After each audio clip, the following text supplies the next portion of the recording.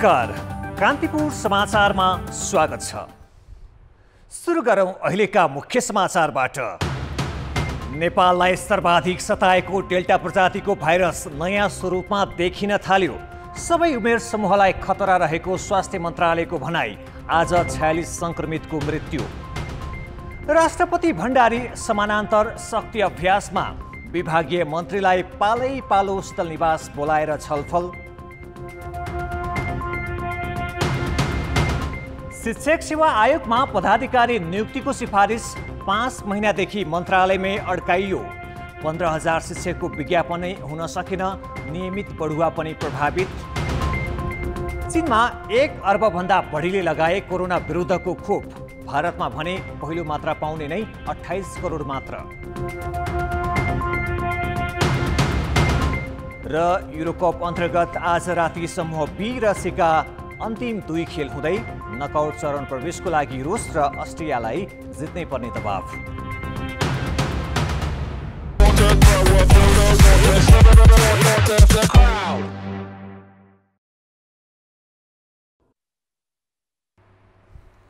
सरकारले संक्रमण कम भएको तथ्याङ्कमा रहेर निषेधाज्ञा खुकुलो पार्न खोजिरहेका बेला कोरोना भाइरसको डेल्टा प्रजाति नयाँ स्वरूपमा देखिएको छ। नेपालका 48 नमुनाको परीक्षण गर्दा 9 जनामा डेल्टा प्रजाति नयाँ स्वरूपमा देखिएको स्वास्थ्य मन्त्रालयले जनाएको छ। डेल्टा पहिलो पटक भारतमा पहिचान गरिएको प्रजाति हो। राष्ट्रिय जनस्वास्थ्य प्रयोगशालाले वैशाख 26 गते नमुना छनौट गरेर विश्व स्वास्थ्य संगठनको समन्वयमा परीक्षणका लागि भारत पठाएको थियो। सङ्कलित नमुनामध्ये एउटामा अल्फा भेरिएन्ट देखिएको थियो।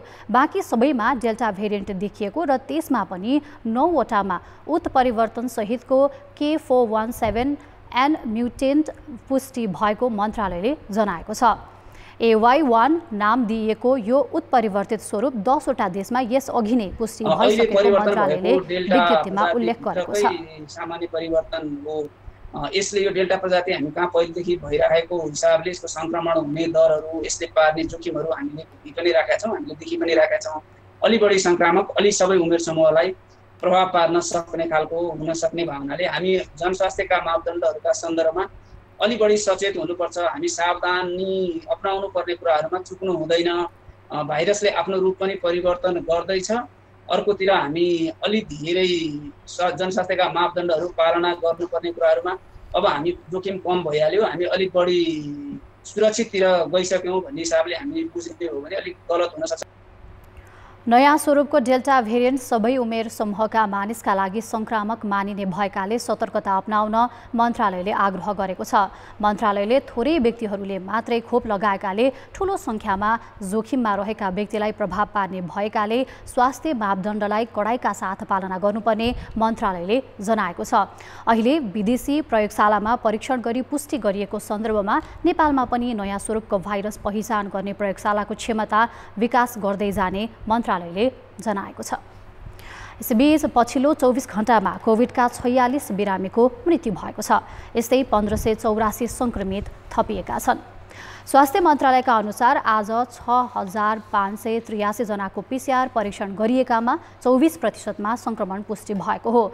यस्तै 4321 जनाको एन्टिजेन परीक्षण गर्दा 713 जनामा कोभिड देखिएको छ।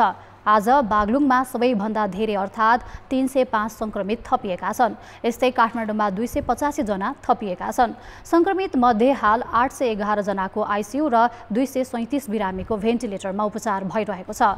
पछिल्लो 24 घण्टामा 3130 जना संक्रमणमुक्त भएका छन्। संविधानले अलङ्कारिक भूमिकामा सीमित गरिदिए पनि राष्ट्रपति विद्यादेवी भण्डारीले कार्यकारी सरह अभ्यास गर्न थालेकी छिन्। कतिसम्म भने सरकारका मन्त्रीहरूलाई पालै पालो बोलाएर छलफल गरी निर्देशनात्मक अभिव्यक्ति दिन थालेपछि प्रधानमन्त्रीसँग द्वन्द्वको जोखिम बढाएको छ। राष्ट्रपति भण्डारीले आइतबार स्वास्थ्य मन्त्री शेरबहादुर तामाङ र मन्त्रालयका उच्च अधिकृतलाई शीतल निवासमा बोलाइन्। उनले मन्त्री र मन्त्रालयका अधिकारीसँग कोभिड रोकथामका लागि भइरहेको काम र खोप अभियानको अवस्थाबारे जानकारी मागिन्। उनले जानकारीमा मात्र चित्त बुझाइनन्। निर्देशनात्मक शैलीमा जोखिम न्यूनीकरण गर्न प्रतिकार योजना बनाई काम गर्न जोड दिएको स्वास्थ्य मन्त्रालयको विज्ञप्तिबाट बुझिन्छ।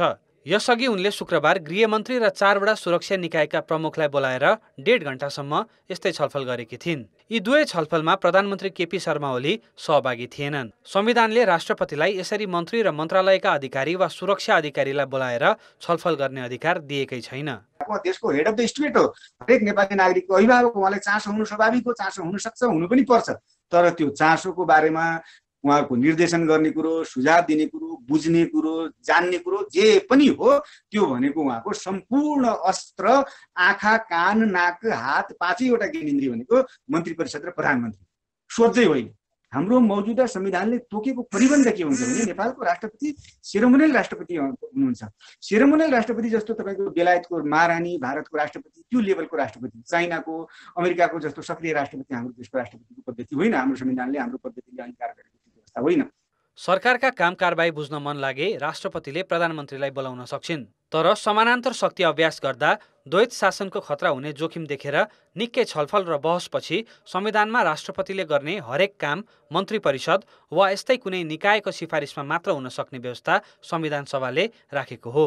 त्यसैले प्रधानमन्त्रीको उपेक्षा गरी मन्त्रीहरूलाई बोलाएर राष्ट्रपतिले समानान्तर शक्ति अभ्यास गर्दा दुई संस्थाबीच टकरावको जोखिम बढाएको छ। कतै कतै निर्वाचित संस्थालाई, खास गरिकन मन्त्री परिषदलाई, प्रधानमन्त्रीलाई चाहिँ मिनिमाइज गरेर जो संविधानले नदिएको अधिकार प्रयोग जो राष्ट्रपतिले गर्नुभएको छ त्यो निर्वाचित संस्थालाई पनि मिनिमाइज गर्न खोजेको जस्तो देखिन्छ।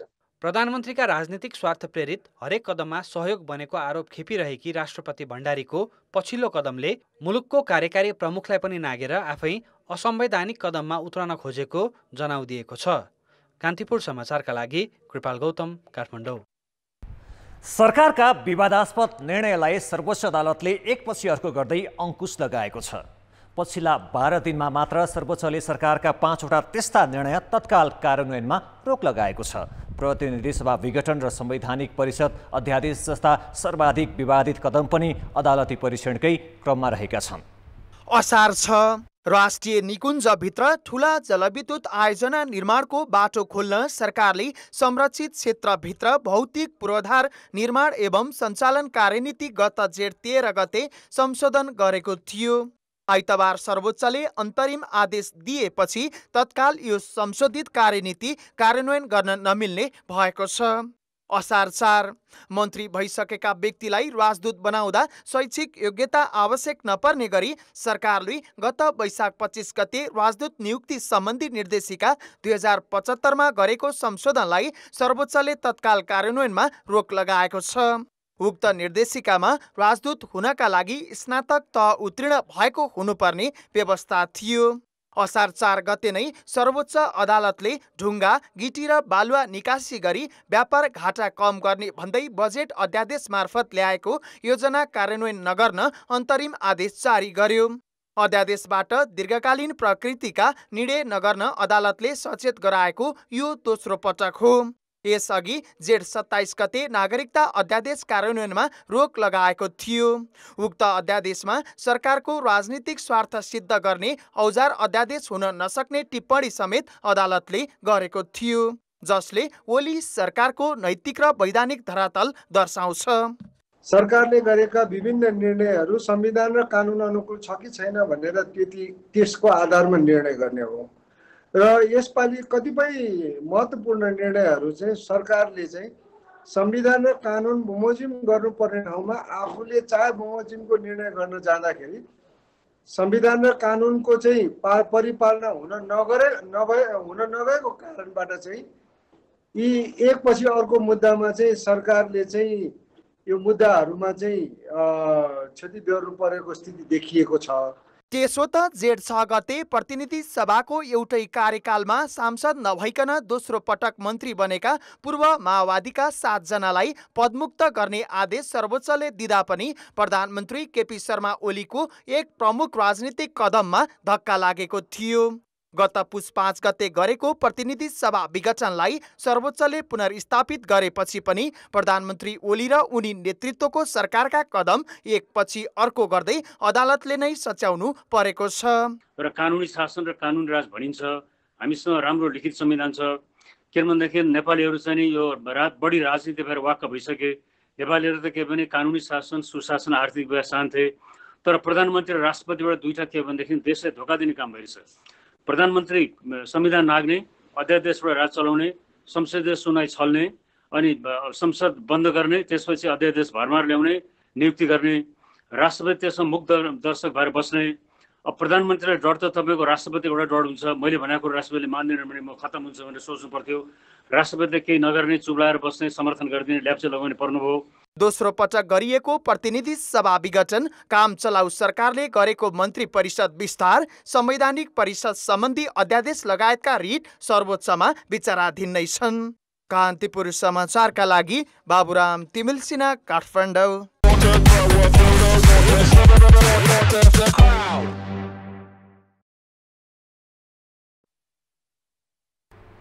ब्रेकपछि पुनः स्वागत छ। एमालेलाई 2075 जेठ 2 मा फर्काएर मिलन बिन्दु खोज्ने प्रयास भइरहेका बेला अध्यक्ष केपी शर्मा ओली पक्ष 10औं महाधिवेशन आयोजक समितिलाई नै मान्यता दिनुपर्ने मागसहित अदालत गएपछि अर्को समूह पुनः झस्किएको छ। यसले एकताका लागि भइरहेको संवाद प्रभावित हुन सक्ने यस पक्षको चेतावनी छ। सत्तारूढ दल एमाले यतिखेर न एकता न विभाजनको स्थितिमा छ।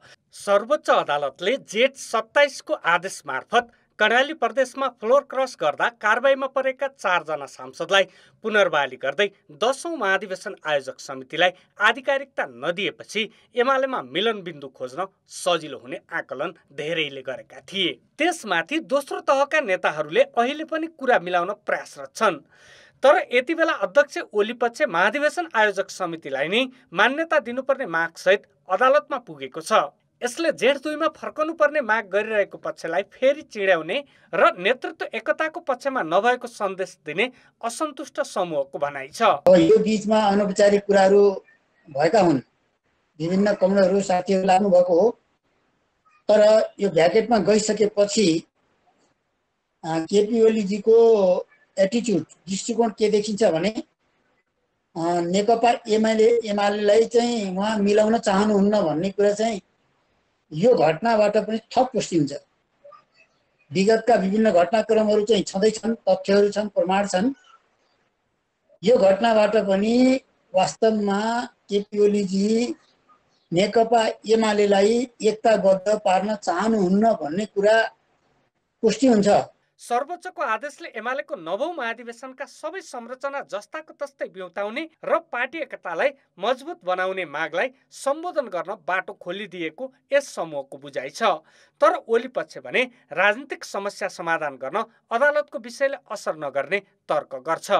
त्यसले हाम्रो पार्टी एकतामा खास ठुलो तात्विक रूपमा असर गर्दैन र त्यो दुईटै संरचना भनेको एउटै हो, खास त्यसमा तात्विक भिन्नता केही पनि छैन। त्यसकारण कुरो के भने विधानमा नभएका कारणले गर्दा 10औं महाधिवेशन आयोजक कमिटी हामी चिन्दैनौँ भनेर अदालतले भन्यो। तर एउटा दलीय व्यवस्थामा दलको हुइप उल्लङ्घन गर्ने, दलको निर्देशन पालन नगर्ने र दलले भनेको भन्दा विपरीत दिशामा जानेहरूलाई कारबाही गर्न चाहिँ अयोग्य हुन्छ वा कारबाही चाहिँ को भागीदार हुनु हुँदैन भन्ने हो भने त दलीय व्यवस्था रहँदैन, स्वतन्त्र हुन्छ, निर्दलीय हुन्छ। त्यस कारणले गर्दा त्यो चिज त सर्वोच्च अदालतले गलतै गरे हो भनेर हामीले त्यसलाई पुनरावलोकनका लागि आवेदन गरेका छौँ। समयक्रममा त्यो चाहिँ सकिएर आउँछ। हुन त सहमतिका लागि भइरहेका प्रयास अझै पनि परिणाम उन्मुख देखिँदैनन्। वरिष्ठ नेता माधव नेपालले आइतबार मात्रै दोस्रो तहका नेताको वार्ताबारे अनभिज्ञता प्रकट गरेका थिए। त्यसमाथि अध्यक्ष ओली पक्षले आयोजक कमिटीको आधिकारिकता खोज्दै अदालत जानुले एमालेमा सहमतिका प्रयासबाट परिस्थिति पुनः पछाडि फर्किएको देखाउँछ। कान्तिपुर समाचारका लागि क्यामेरामा श्याम श्रेष्ठका साथ दीपक आचार्य, काठमाडौँ। सरकारले शिक्षक सेवा आयोगमा पदाधिकारी नियुक्त नगर्दा 15,000 भन्दा बढी दरबन्दीमा नियुक्तिको प्रक्रिया अगाडि बढ्न सकेको छैन। शिक्षकको बढुवा पनि रोकिएको छ। उता पदाधिकारी नियुक्तिका लागि गरिएको सिफारिस भने शिक्षा मन्त्रालयले 5.5 महिनादेखि अड्काएर राखेको छ। सामुदायिक विद्यालयमा शिक्षकको 15,000 भन्दा बढी दरबन्दी खाली छन्। रिक्त दरबन्दीमा नियुक्तिका लागि विज्ञापन आह्वान गरी परीक्षा लिएर नियुक्तिको सिफारिस गर्ने जिम्मेवारी शिक्षक सेवा आयोगको हो। तर आयोगले विज्ञापन नखुलाएको 3 वर्ष भयो। उसले गत वर्ष नै विज्ञापन खुलाउने तयारी गरेकामा पदाधिकारी नभएकाले प्रक्रिया अगाडि बढ्न सकेन। खुल्ला प्रतिस्पर्धा मात्र रोकिएको होइन, कार्यरत शिक्षकको बढुवा पनि हुन सकेको छैन। पदाधिकारी अभावमा शिक्षकको लाइसेन्स परीक्षाको विज्ञापन रोकिएको छ भने आयोगका अन्य प्रशासनिक काम पनि प्रभावित भएका छन्। अब सेवा आयोगमा समस्याको कुरा गर्दा मैले अघि नै भने एउटा चाहिँ शिक्षकको बढुवा नियमित रूपमा हुन सकेको छैन र नियमित रूपमा खुला प्रतिस्पर्धाबाट शिक्षकलाई थाइको लागि सिफारिस गर्न सकिएको छैन र अर्को चाहिँ जुन बजारमा योग्य भएका लाइसेन्स लिन योग्य भएका व्यक्तिहरूको लागि लाइसेन्सको परीक्षा सञ्चालन गर्न सकिएको छैन।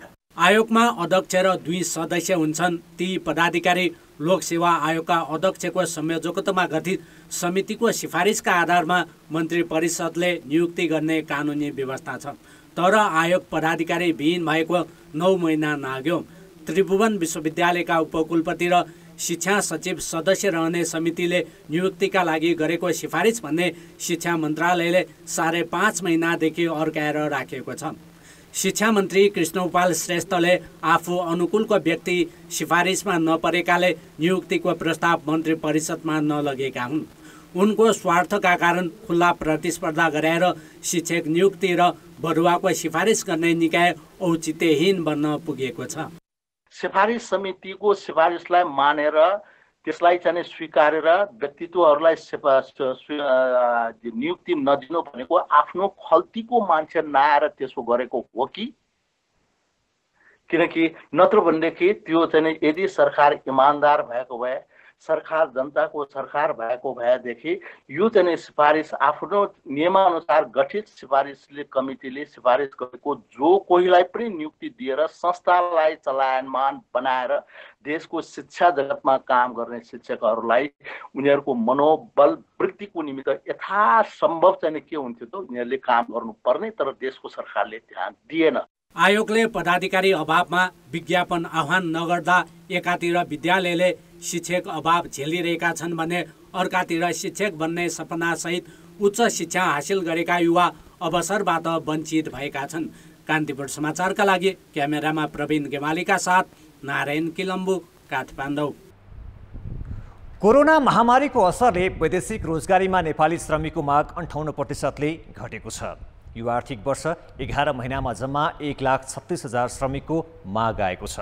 त्यो माग अनुसार पनि श्रमिक पठाउन भने सकिएको छैन। निषेधाज्ञा र गन्तव्य मुलुकमा नियमित उडान नभएकाले श्रमिकको छनौट प्रभावित भएको छ। गत आर्थिक वर्ष विदेशबाट 3,28,000 श्रमिकको माग आएको थियो। त्यसमा वैदेशिक रोजगार विभागको स्वीकृति चाहिन्छ। विभागमा यो वर्ष 1,36,000 श्रमिकको मात्र माग आएको छ। रोजगारदाताले पेश गरेका मागपत्र गन्तव्य मुलुकका दूतावासले प्रमाणीकरण गरी विभागमा पठाउने गरेका छन्। यसपालि 45% माग कतारबाट आएको छ। त्यहाँबाट 61,500 श्रमिकको माग आए पनि छनौट प्रक्रिया सुस्त रहेकाले माग अनुसार श्रमिक जान पाएका छैनन्। निषेधाज्ञाले करिब 2 महिनादेखि श्रमिक छनौटमै समस्या छ भने अर्कातिर कतारमा सातामा 2 भन्दा बढी नियमित उडान हुन सकेको छैन। कतारमा अनिवार्य क्वारेन्टिन बस्नुपर्ने नियमले पनि श्रमिक जान हच्किएका छन्। यस्तै साउदी अरेबियाबाट 28,500 माग आएको छ, तर त्यहाँ नियमित उडान नभएकाले करिब 2 महिनादेखि श्रमिक जान पाएका छैनन्। नियमित उडान वैशाख 23देखि बन्द रहेकाले संयुक्त अरब इमिरेट्सको रोजगारी नेपालीका लागि ठप्प जस्तै छ। यो वर्ष त्यहाँबाट 27,000 श्रमिकको माग आएको छ, तर अहिले उसले आप्रवासी श्रमिक नै लिएको छैन। साउदी अरेबिया, संयुक्त अरब इमिरेट्समा असार 8देखि सीमित संख्यामा नियमित उडान गर्ने भनिएकाले वैदेशिक रोजगारी केही सहज हुने अपेक्षा गरिएको छ। अब जब चाहिँ लकडाउन अलि हल्का हुन्छ, अहिले मलाई लाग्छ भोलिदेखि जोड बिजोडको सुरु भएको छ र सम्भव भएसम्म चाहिँ नजिकको उसमा उहाँहरूलाई तालिम, ओरिएन्टेसन तालिम दिने, छनौटका प्रक्रिया त्यसरी चलाउने गरेर चाहिँ हाम्रा नेपाली रिक्रुटमेन्ट एजेन्सीहरूलाई त्यसरी काम गर्नु भनेर हामीले भनेका छौँ। आशा छ यसले जुन आएका जुन माग हो यो माग पुरा गरेर नेपाली युथहरूमा जुन अहिले बेरोजगारको समस्या छ त्यो समस्या केही कम हुन्छ भन्ने मैले अपेक्षा गरेको छु। नेपाली युवाको मुख्य रोजगार गन्तव्य मलेसियाबाट नयाँ माग नै आएको छैन। खाडीका देशहरूले पनि निश्चित शर्तसहित रोजगारी खुला गरेका छन्। बहराइन, रोमानिया, ओमान, जोर्डन र साइप्रस बढी श्रमिकको माग आउने 10 मुलुकको सूचीमा छन्। व्यवसायीले निषेधाज्ञाका साथै नियमित उडान नभएकाले रोजगारी थप प्रभावित भएको बताएका छन्। कसरी पुर्याउन सक्ने? अब तपाईँको अहिले भर्खर तपाईँको साउदी अरब पठाउने हो भने पनि तपाईँको 5500 साउदी रियाल चाहिँ तिर्नुपर्छ यो टिकट र क्वारेन्टाइनको लागि भन्दा। त्यति पैसामा हामी पठाउन सक्ने सम्भावना छैन। राज्यले चाहिँ 10,000 लिई भन्छ अनि हामीले चाहिँ 5,500 रुपियाँ तिरेर हामी कामदारलाई कसरी पठाउन सक्छौँ? त्यो सम्भावना छैन। त्यसले गर्दा हामीले नियमित फ्लाइट चाहिँ खोल्नु पर्यो। यो च्यार्टर फ्लाइट चाहिँ बन्द गर्नुपर्छ भन्ने हाम्रो चाहिँ माग हो। विभागबाट यो वर्ष संस्थागत, व्यक्तिगत, नयाँ पुराना सबै गरी 1,48,000ले श्रम स्वीकृति लिएका छन्। श्रम स्वीकृति लिएका मध्ये रोजगारीमा कति गए र कतिजना बाँकी छन् भन्ने विवरण भने सरकारी निकायसँग छैन। कान्तिपुर समाचारका लागि क्यामेरामा सञ्जय लुइटेलका साथ सुमन पन्थ, काठमाडौँ। नेपाल नागरिक उड्डयन प्राधिकरणले अन्तर्राष्ट्रिय उडानमा महँगो भाडा असुल्नेमाथि कारबाही गर्न 5 सदस्यीय छानबिन समिति गठन गरेको छ। महानिर्देशक राजन पोखरेलको नेतृत्वमा छानबिन समिति गठन गरिएको प्राधिकरणले जनाएको छ। चार्टर उडानमा वायुसेवा प्रदायक कम्पनीले यात्रुबाट मनलाग्दी भाडा लिएको गुनासोपछि सरकारले जेट 18बाट 3 देशमा नियमित उडान सुचारू गरेको थियो। सीमित उडानलाई मात्र अनुमति दिएकाले ट्राभल एजेन्सीले यात्रुबाट अहिले पनि दोब्बर भाडा असुलिरहेका छन्। युरोप र अमेरिका जाने यात्रुका कारण इस्तानबुलमा हुने उडानमा यात्रुको ठेकिन सक्नु चाप छ, तर त्यहाँ सातामा एउटा भन्दा बढी उडानको अनुमति दिइएको छैन। यसकै फाइदा उठाई ट्राभल एजेन्सीले मनोमानी भाडा उठाउँदै आएका हुन्।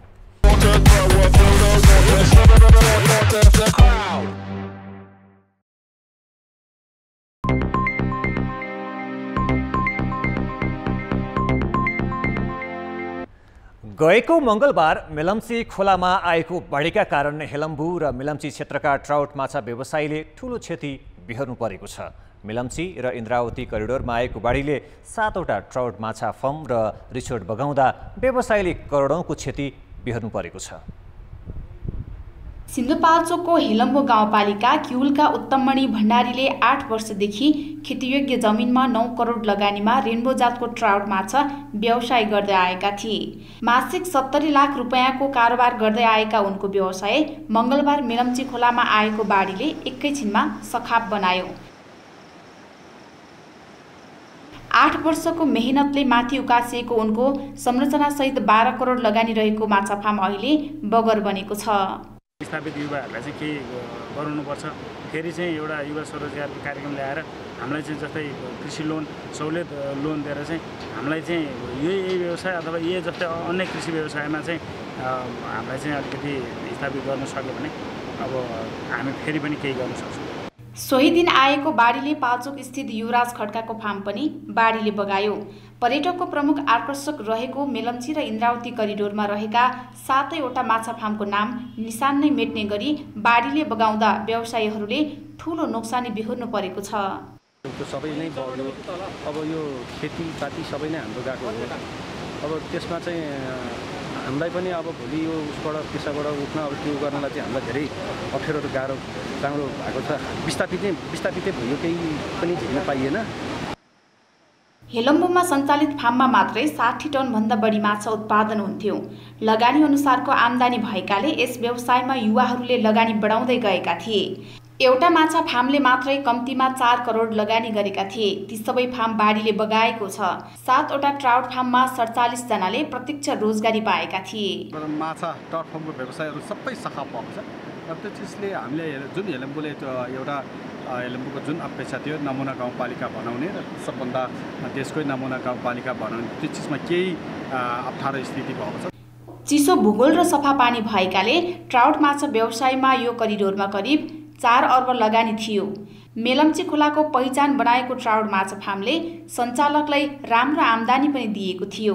हेलम्बुदेखि मेलम्चीसम्म फैलिएर रहेको माछा फार्ममा आन्तरिक पर्यटकको बाक्लो उपस्थिति हुन्थ्यो। ट्राउट माछा फार्मका सञ्चालकहरूले सरकारसँग क्षतिपूर्तिको माग गरेका छन्। कान्तिपुर समाचारका लागि कमला पाखरिन, सिन्धुपाल्चोक। मेलम्ची नदीमा असार 1 गते आएको बाढीले त्यस आसपासका क्षेत्रलाई तहस नहस पारेको छ। त्यही बाढीले मेलम्ची खानेपानी आयोजनाको बाँध र पानी प्रशोधन केन्द्र सहितको संरचना समेत पुरिएका छन्, जसका कारण अब काठमाडौँमा मेलम्चीको पानी कहिले आउँछ भन्ने नै अनिश्चित बनेको छ। करिब 25 वर्षको पर्खाइपछि काठमाडौँका बासिन्दाले मेलम्चीको पानी पाएका थिए, तर निर्माणको काम पूरा गर्न र सुरुङको परीक्षणका लागि भन्दै आयोजनाले असार 1 गतेदेखि नै केही समय वितरण रोकेको थियो। बिहान 11 बजे सुरुङ बन्द गरेपछि 8 घण्टा नबित्दै साँझ मेलम्चीमा भीषण बाढी आयो र आयोजनाको हेडवर्क्स क्षेत्र नै डुबायो। अब काठमाडौँमा मेलम्चीको पानी कहिले आउँछ भन्ने अनिश्चित बनेको छ, किनभने बाढीको जोखिम नसकिएसम्म त्यहाँ काम गर्ने स्थिति नै छैन। हाम्रो अल्टरनेट डाइभर्सनको लागि प्रयोग गरेको हेडवर्क डाइभर्सन टनल छ, त्यो टनल करिब 210 मिटरको थियो। त्यसमा पनि अब केही बालुवाहरू भरिएको जस्तो देखिन्छ।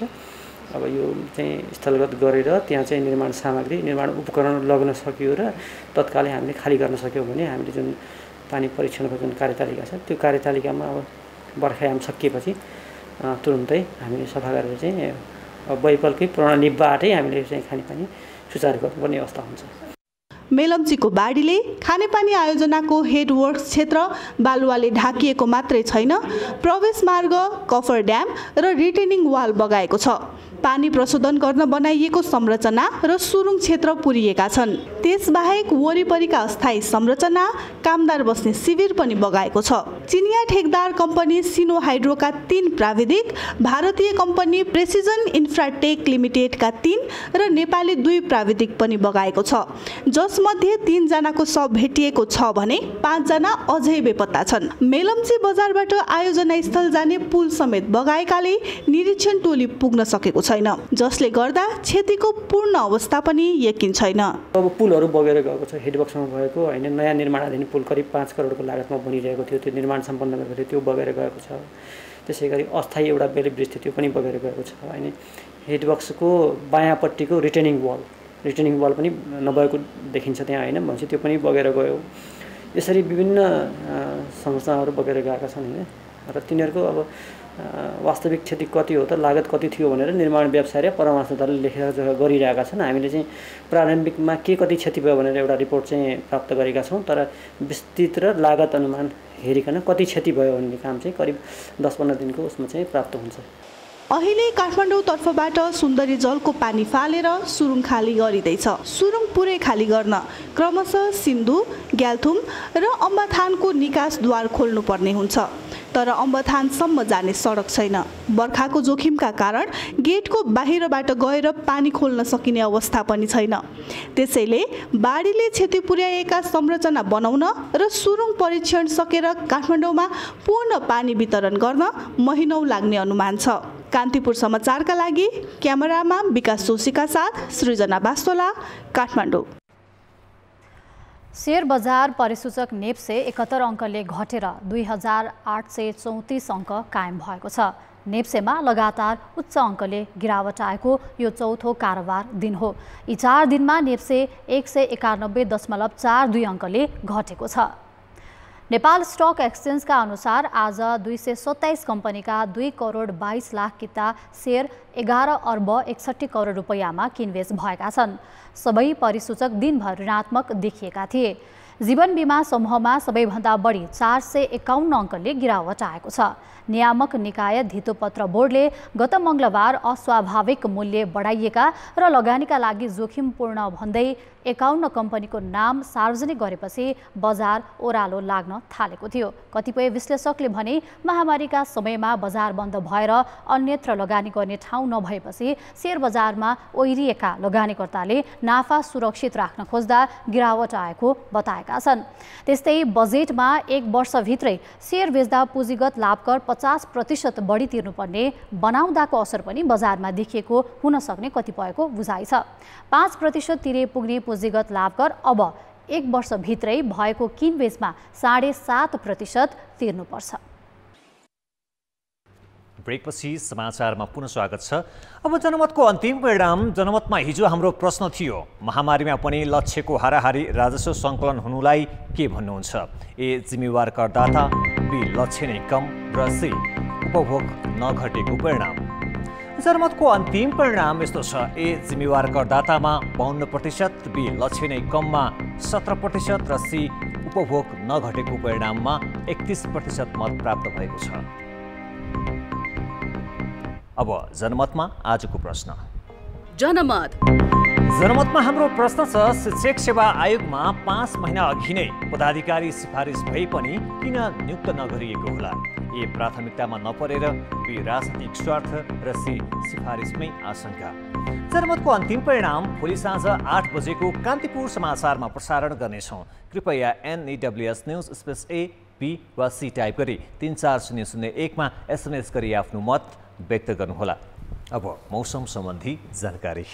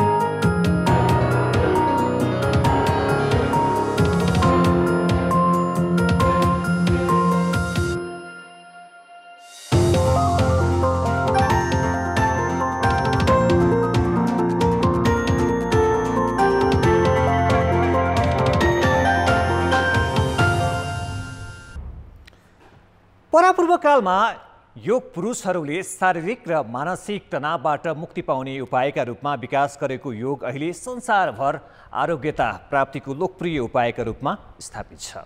जाँदै हेरौँ शारीरिक तन्दुरुस्ती र मानसिक एकाग्रता बढाउने योगका केही आसनहरू भक्तपुरको बालकोट निवासी योग साधक दुर्गा पन्त र उनको परिवारबाट।